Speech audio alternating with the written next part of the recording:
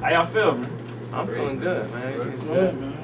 That's what it is. So, G-Unit album, new one. Yeah, TOS. TOS.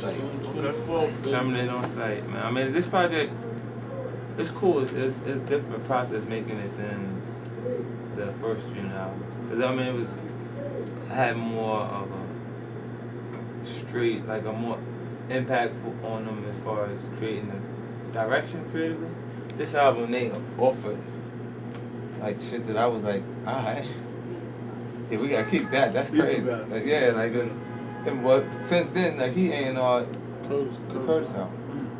You know, so production-wise, some of the decisions that I made on the project, I was going with the thing, making the decision. It was like, all right, let's do it. With this album, TOS, how different is it from Beg for Mercy? You know what I mean? Because I know each and every one of your lives has changed since that. The growth, it changed the sound of the material, and the musical choices definitely on point. Like this album, you should expect production from Timbaland, from Swiss Beats, from Polo the Don.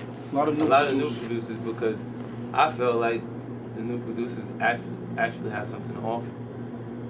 You know, to be honest, I Get Money was one of those records that was a pivotal joint on the Curtis record, and it came from a guy who that was his first beat that he sold. Like, you know, he was producing beats for a minute. It's just that's the first one he got off into a space that's recognizable.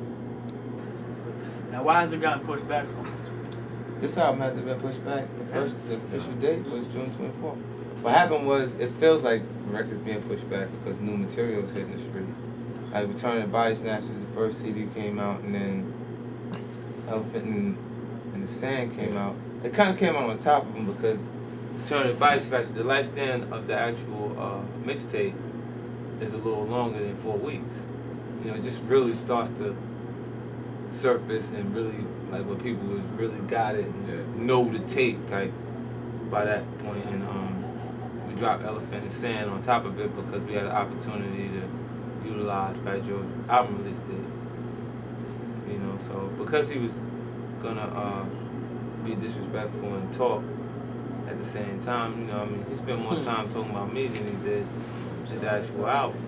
So it was a proper, you know, perfect point for me to utilize that for marketing purposes for a tape that's going to be given away for free off of thisis50.com. And then what it did is it allowed me, like, thisis50.com for me is a platform created for marketing purposes. You know, like, I didn't say, let me get in the website business in order to make some money, because I make money everywhere else.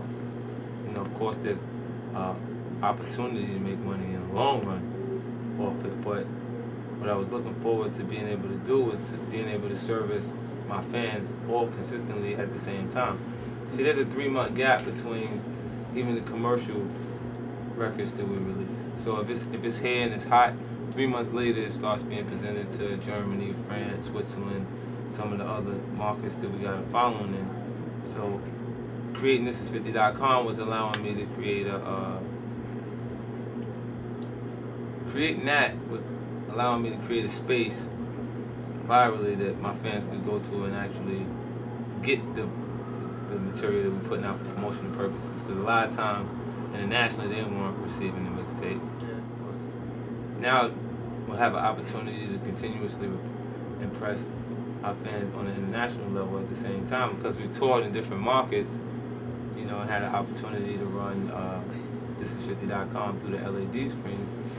We got an audience that isn't on MySpace on This Is 50. We got an audience that doesn't have any interest in Facebook on This Is 50.com, and it's because they're in France, where the MySpace and Facebook is their Skyblog. You know, but because they have interest in the actual music, they'll actually look. Talk about This Is 50. Now, it's like it's a blog. We can safely say call it a blog. Well, you can call it a blog. And reason why people would say just a blog, like, it's more than that, because it directly relates to a person. You would feel like it's a blog because it's called This Is 50. We would call it a blog. If it had a different name, we would be calling it a full site because it has other components and areas that they can actually utilize for entertainment purposes. So, in all honesty, like what people have like on other, because I'm on the web, I look around and check things out. So people that are entertained by Media Takeout, Concrete Loop, Boss Up, some of those other gossip sites are really entertained by looking at new photographs. The story may be inconsistent. We already know this is it's an actual rumor site, but they constantly go because it's entertaining. The story that they create creatively gives you the, yo, is this real? Like, you see what I'm saying? 'Cause some of the stuff is real, some of the stuff isn't, and you go, is this real? But that second that you're thinking that, it's entertaining. It's occupying your mental. Now, one thing I noticed about This Is 50 is it's not just a full-fledged G-Unit promotion site, Right. you know? And I found that interesting. Like, would we ever see a game on This Is 50? Or Yeah, a he's Fat been on Joe? there before. He's on there right now. He's probably on there. And so why is that? Why do you choose to? Well, I mean, because it's reporting more than 50 Cent. Like, if you're just interested in allowing it has to be a platform where we can actually launch things. Okay. Not just artists from a G-Unit perspective, but period.